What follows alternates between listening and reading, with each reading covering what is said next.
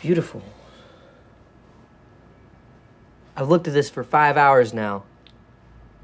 Here we go again. Prepare to meet your end. Just put you up on Facebook. You have 0 friends. This kid's a loser. You can't even kiss the girl. You write a love letter about ice and pearls. So how you like me now? Even Roxanne's in the background saying, wow, Blake got style. I'm off the gold chain. If you're a rapper, why is Crystal Becker dancing like an extra on Soul Train? A couple weeks ago, I got invited to go see an early screening of Speak No Evil. I got to meet some other reviewers, creators, and even James McAvoy himself. I'm not sure if I was just really excited by the whole event or what, but guys, this movie fucking slaps. Nice. Now, before I get into anything, I do want to say that this review will be spoiler-free, but with that being said, I do have to give one warning. The trailer for this movie fucking sucks. It shows way too much, and going in blind is so much better. However, I'm lazy.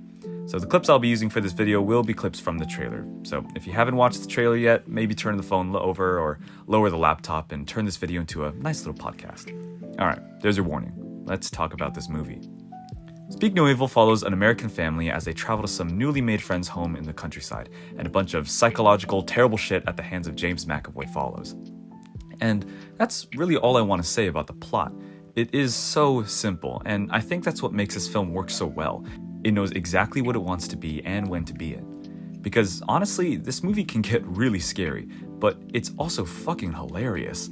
And normally when a film, especially a horror film, tries to balance these two, one either overpowers the other or it just flat out doesn't work. For example, Ready or Not is a great horror comedy, but it's not really scary and focuses on comedy way more. Oh my god! And then there's a film like Tarot that try to be a horror comedy, but don't know when to turn the jokes off. Speak No Evil manages to do neither of these things and is genuinely fucking hilarious, but also knows exactly when to turn the comedy off. There's a scene in this movie that I remember distinctly because it was the last time I smiled for the rest of the film. And like I said, the movie can get pretty damn scary. James McAvoy gives one of his best performances yet because holy shit is he fucking unsettling. Every small mannerism feels so calculated by him, even down to the way he smiles. I'm also just convinced the man has full control of his veins. I started theorizing it during Split, but this movie fully convinced me.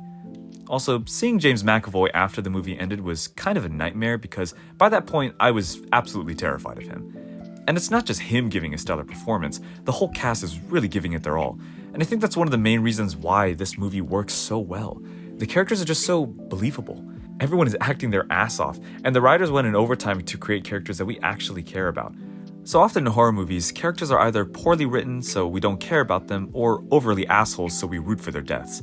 And a lot of times that just doesn't work for me. But here, it worked.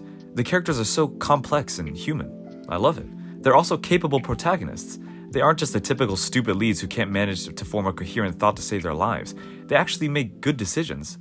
Except for one decision. One time they made a stupid decision. Stupid enough for me to lower my rating by a whole score. Now, this is a very minor spoiler. So minor, I promise it won't ruin your experience. But still, you've been warned. The family's daughter carries with her a stuffed animal that she is incredibly attached to. And after the family gets out of danger, they realize they don't have the stuffed animal. Now, logically thinking, they must just keep going and get the girl a new stuffed animal, right? Wrong. They do a complete 180 and decide that a motherfucking dirty, rancid, dragged through the mud, shit-covered stuffed animal is more important than their safety. And what makes it worse is that, again, these protagonists are shown to be capable. They make good decisions constantly throughout the movie and are so incredibly cautious, making this moment just so much more egregious. But other than that stumble, this movie soars, and it soars high. It is consistently good from beginning to end, with the final few minutes being so incredibly satisfying. I really, really, really recommend people go see this. Great performances, great comedy, and fantastic scares. The movie really succeeds in every way it wanted to. Speak No Evil gets a 9 out of 10 for me. Go and see it. Bye.